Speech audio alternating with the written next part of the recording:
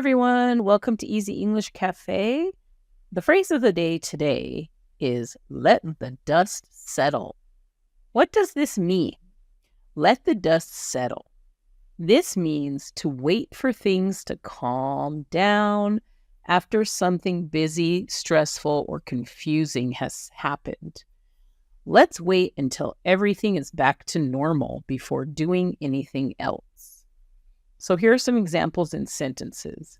Let's say you have an argument and you say, let's give it a day and let the dust settle before we talk again.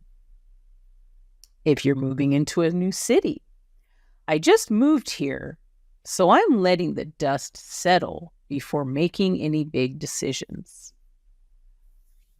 At work, after a big change has happened, you might say, there were a lot of changes this week. Let's let the dust settle before we plan anything new.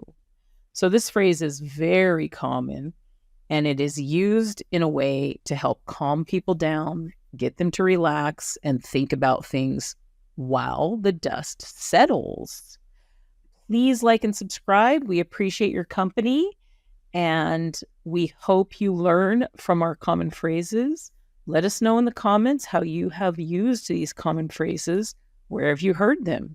And how have you used them? Thank you. Bye.